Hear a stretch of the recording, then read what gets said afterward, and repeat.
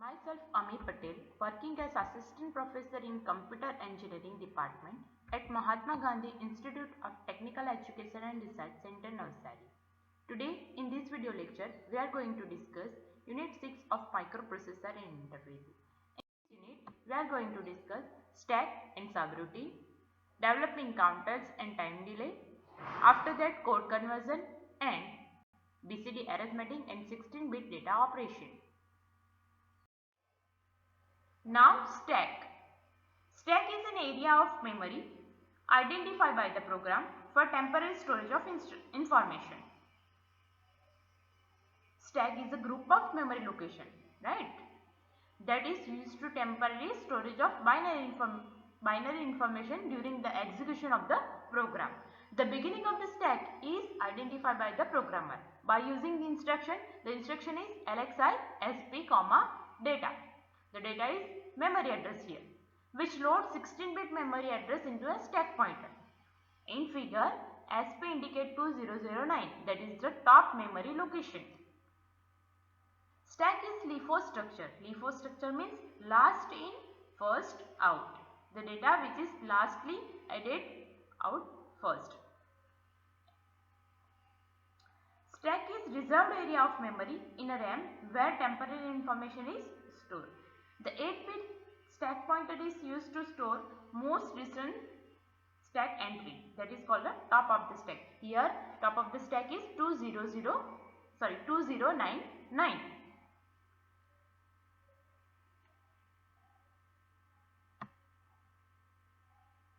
When information written on a stack, that operation is called push operation, and when information read from a stack, that operation is called pop operation.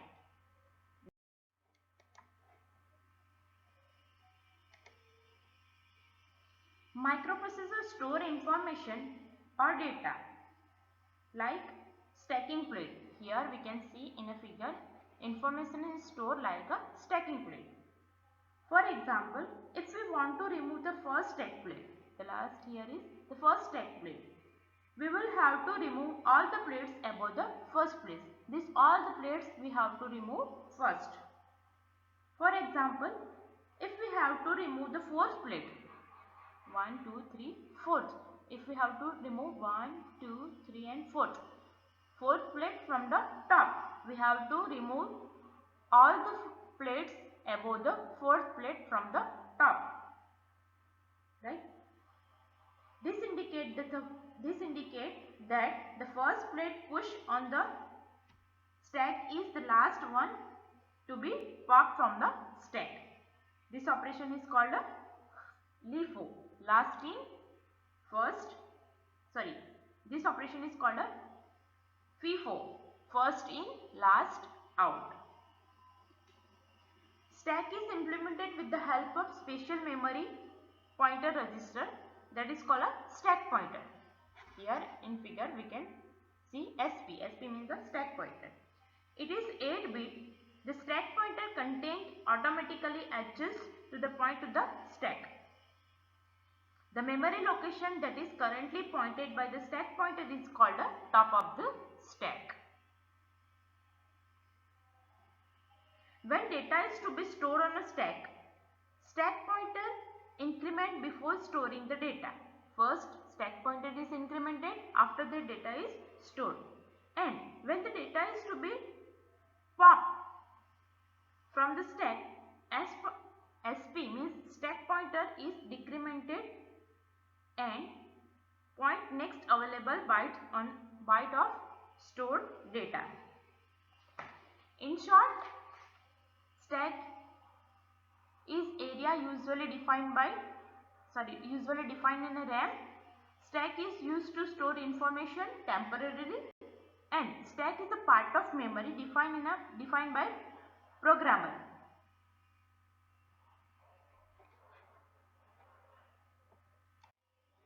Here we can see BC, register BC, that B contains 08 and C contains 06. First stack pointer is decremented, so here the top of the stack is 2009. First stack pointer is equal to stack pointer minus 1. So 2099 minus 1 means 2098. Now content of B. Content of B is 08. Stack pointer is equal to B. Means a 08 is transferred into a register B. So 08 is stored at location 2098. After that again stack pointer is decremented by 1. So 2097 here 2097. Now the data 06 in C register. Data 06 in C register will transfer to 2097. Instruction deal with the stack in 8085 are LXI, SP, comma address. Right? It loads the stack pointer register with 16-bit address. Now next is push register, push BDH. Here BDH means register pad BC, DE and HL. It copies the content of BC, DE and HL register pad onto the stack. Now next is pop. Pop space D, B or H. Here DBH means BC, DE and HL. It copies the content of top 2 memory location of the stack into a specific register pair.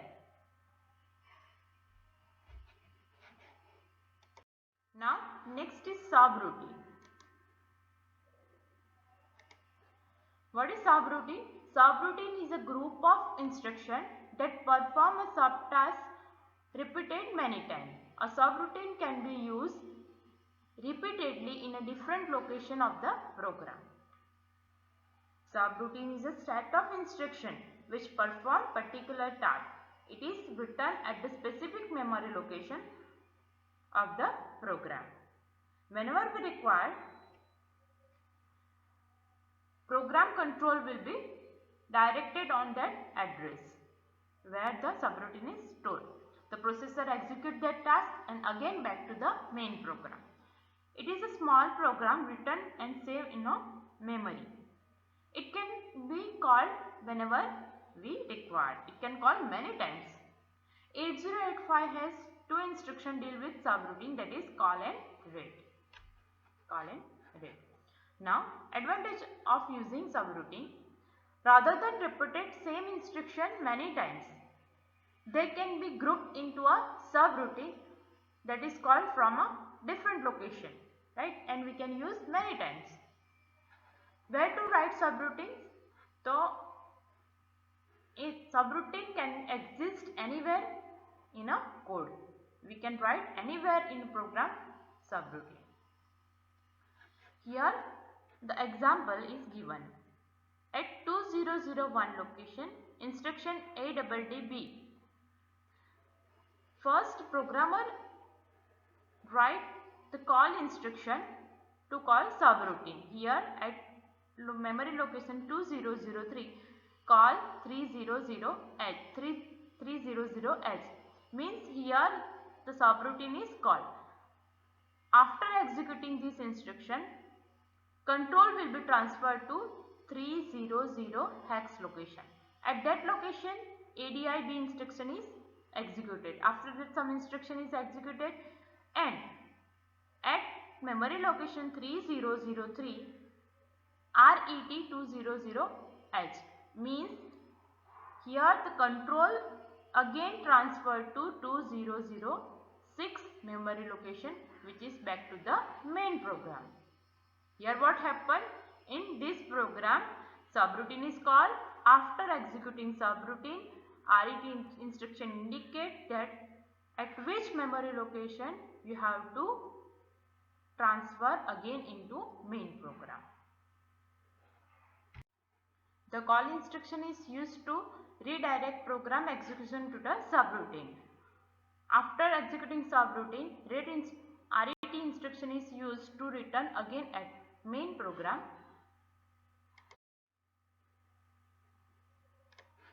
Next is counter.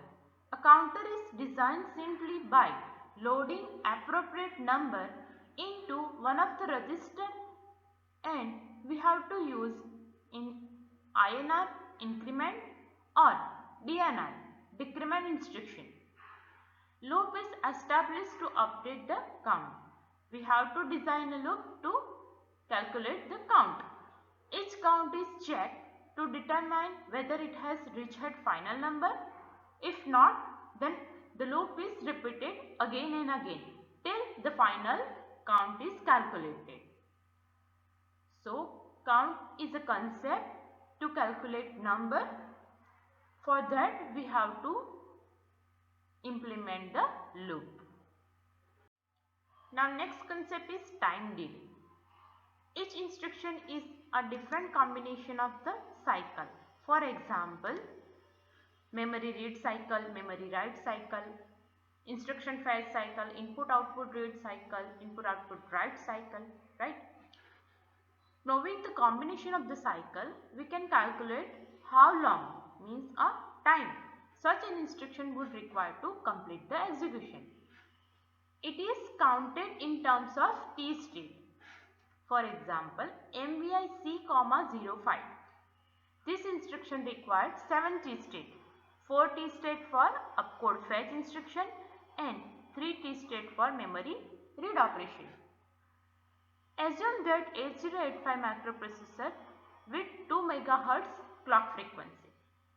Now we have to calculate T state. The clock frequency of the system f is equal to 2 MHz. So clock period T is equal to 1 upon f, means 1 upon 2 into 10 raised to minus 6 is equal to 0.05 microsecond. The time execute for MVI instruction is 7 T state into total number of T state into clock period, means clock period is here 0.5. So answer is 3.5 microsecond. 3.5 microsecond is the time delay. Same way we can calculate application of counter and time delays. These are used in traffic signal, digital clocks, process control and serial data transfer. These are the G2 questions asked in previous year examination.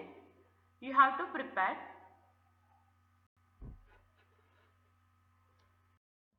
Thank you.